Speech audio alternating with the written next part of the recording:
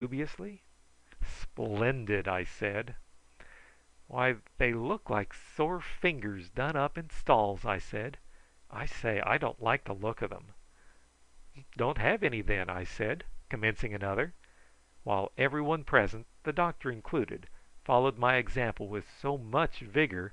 Jack began in a slow solemn way, peeling and tasting, making a strange grimace, and ending by eating so rapidly that the doctor advised a halt. "Oh, all right," said Jack. "I won't eat any more then. But I say, they are good." There was no likelihood of our starving, for water was abundant and fruit to be found by those who had such energetic hunters as the blacks. So we proceeded steadily on, hoping day by day either to encounter some friendly tribe, or else to make some discovery that might be of value to us in our search.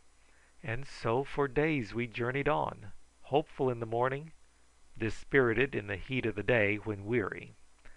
Objects such as would have made glad the heart of any naturalist were there in plenty, but nothing in the shape of sign that would make our adventure bear the fruit we wished. If our object had been hunting and shooting, wild pig, deer, and birds innumerable were on every hand. Had we been seeking wonderful orchids and strangely shaped flowers and fruits, there was reward incessant for us, but it seemed as if the whole of the interior was given up to wild nature, and that the natives almost exclusively kept to the land near the sea shore.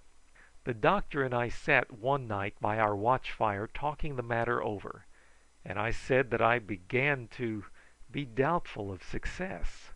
"Because we have been all over the country?" he replied, smiling.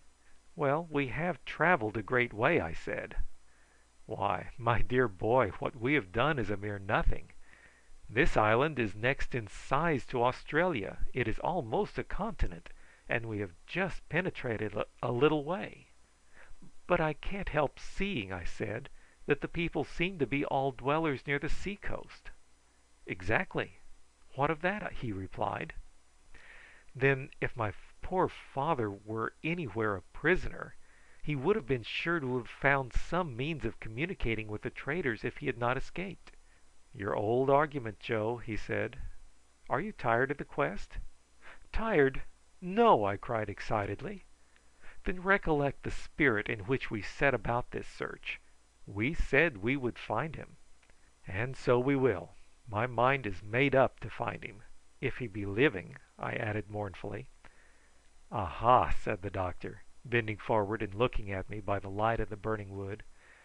"I see, my fine fellow, I see. We are a bit upset with thinking and worry. Nerves want a little tone, eh, as we doctors say. My dear boy, I shall have to feel your pulse and put you to bed for a day or two. This is a nice high and dry place. Suppose we camp here for a little and—" "Oh no, no, doctor!" I cried. "But I say, oh yes, yes. Why, Joe, you're not afraid of a dose of physic, are you? You want something, that's evident.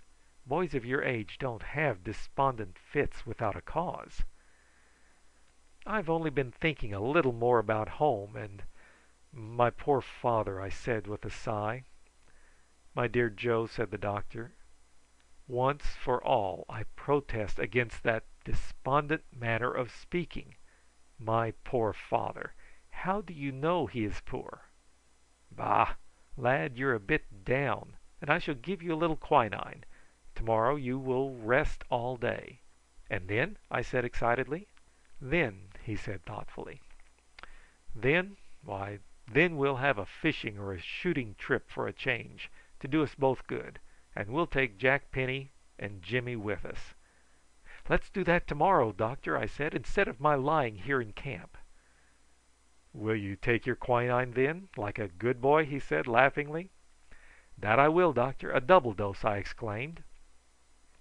"A double dose you shall take, Joe, my lad," he said, and to my horror he drew a little flat silver case out of his pocket, measured out a little light white powder on the blade of a knife into our pannikin, squeezed into it a few drops of the juice of a lemon-like fruit of which we had a pretty good number every day, filled up with water, and held it for me to drink.